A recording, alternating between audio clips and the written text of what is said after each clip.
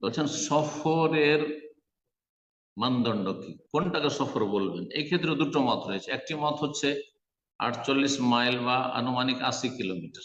আজকাল অনেকে এই কথাই বলে থাকেন যে 80 কিলোমিটার। জি, কিন্তু শেখুল ইসলাম ইবনে তাইমিয়া রাহিমাহুল্লাহ এবং লেখক আর অনেক সালাফি ওলামারাই বলছেন, আর এটাই বেশি সূক্ষ্ম ফতুয়া, সেটা হচ্ছে যেটাকে সেখানকার ভাষায়, যেখানে আপনি বসবাস করছেন, সফর বলা হয়। ওরফে মানে সেখানকার প্রচলনে সফর বলা হয়। সফরের জন্য সাধারণত সফর কাকে বলে? সফরের জন্য মানুষ একটু প্রস্তুতি নেই যে আমি সফরে যাচ্ছি, তা আমার দিয়ে একটা জামা কাপড় নিয়ে নিই, সেখানে গিয়ে আমি অবস্থান করব, সুতরাং যারা লুঙ্গি পরে একটা লুঙ্গি নিয়ে নিলেন, এক্সট্রা কিছু কাপড় নিয়ে নিলেন, এইরকম। আর এরকমটা কিছু না, যাচ্ছেন হয়তো 80 কিলোমিটারই যাচ্ছেন, কিন্তু সৌদি আরবে অনেক সময় 80 কিলোমিটার, এখান থেকে জুবাইল যেমন, অনেকে যাচ্ছেন সেটা সফর হিসাবে যাচ্ছেন না, যাচ্ছেন গিয়ে একটু সমুদ্র বিচে কিছুক্ষণ থাকবো আর তারপরে পরিবার নিয়ে তারপর ঘুরে চলে আসবো। এটা আপনার সফর না, কোনো প্রস্তুতি নেই সফরের।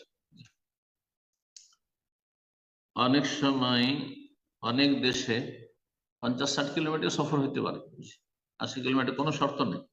কারণ 50-60 কিলোমিটার যেতে 2 ঘন্টা 3 ঘন্টা লাগে, আর তারপরে সেখানে প্রস্তুতি নিয়ে যাচ্ছেন যে সেখানে রাত কাটাবো, তো কিছু কাপড় চোপড় নিয়ে নি, আর একটা ব্যাগ নিয়ে নিলাম ইত্যাদি, তাহলে সেটা সফর। বলছেন কুল্লু মা ইউসাম্মা সাফারান ফিল উরফি, আহ, সমাজের পরিভাষায় যেটাকে সফর বলা হয়, তা আল্লাহ বিহি আহকামুস সাফার, তার সাথে সফরের বিধিবিধানের সম্পর্ক। সফরের বিধিবিধান সম্পর্ক, সফরের বিধিবিধান কয়টি? 4টি। সফরে যেই কাজগুলির ক্ষেত্রে ছাড় রয়েছে সেগুলি হচ্ছে 4টি।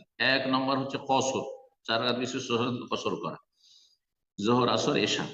2 নম্বর হচ্ছে জমা করা, 2 ওয়াক্ত জোহর আসর জমা করা আর মাগরিব এশা জমা করা। 3 নম্বর হচ্ছে সফরে গেলে আপনার রমজান মাসের সিয়াম অবস্থায় ছিলেন আপনি, অথবা রমজান মাস চলছে, আপনি রোজা ছাড়তে পারবেন, সিয়াম ছাড়তে পারবেন, ফাইদ্দাত মিন আইয়ামিন উখর।